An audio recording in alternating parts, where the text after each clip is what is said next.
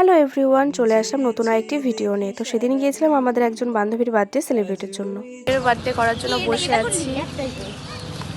এই যে আমাদের গিফট। এবার আমাদের সলাই নেই, সলাই আনতে হবে। মোমো নেই। কিন্তু তোমরা সলাই দিয়ে কি করবে?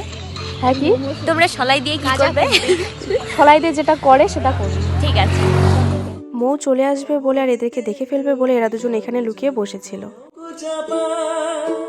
আর মৌ তো এসে আমাদের সবাইকে দেখে একদম পুরো অবাক হয়ে গেছিল। ওকে মিথ্যা কথা বলে নিয়ে আসা হয়েছিল। ও একদমই বুঝতে পারেনি যে ওর জন্য আমরা সারপ্রাইজ অ্যারেঞ্জ করেছি। তো যদিও ওর বার্থডে অনেকদিন আগেই চলে গিয়েছিল, আমাদের সময়ের অভাবে আমরা ওকে সেই সময় সারপ্রাইজ দিতে পারিনি, মানে সেলিব্রেট করতে পারিনি। তো এখনই সেটা করছিলাম। সারপ্রাইজ পেয়ে মেয়ে খুবই খুশি হয়ে গেছে, কারণ ও একদমই ভাবতে পারিনি যে ওর জন্য এরকম একটা কিছু ওয়েট করছে।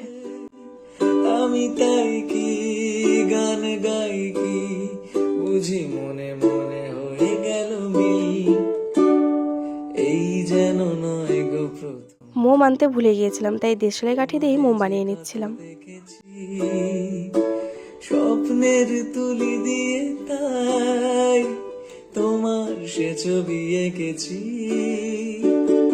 মৌমাছি আজ গুনগুন যাই হোক, এই দেশলাই কাঠিগুলোকে দিয়েই মোম ভেবে নিয়ে এবারের মতো বার্থডেটা সেলিব্রেট করা যাক। ধনু খুশিতে মাখা তাই কি গানে সুরে আজ ভরে আমার ঋণিকে। তারপর সবাই মিলে আমরা ওকে একটু কেক খাইয়ে দিয়েছিলাম, আর বিশ্বাস করো ওর মুখ দেখে বোঝা যাচ্ছিল ও কতটা খুশি হয়েছিল।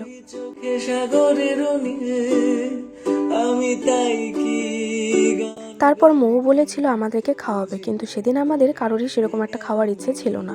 তো যাই হোক, ও তো না খাইয়ে ছাড়বেই না, ছোটো মোটো কিছু একটা হলেও খেতেই হবে। তো যাই হোক, তাই আমরা ভেলপুরি দোকানের সামনে দাঁড়িয়ে ভাবছিলাম যে কি খাওয়া যায়। তো অবশেষে ডিসিশন নেওয়া হলো যে এরা তিনজনে পাপড়ি চাট খাবে আর আমরা খাবো ফুচকা।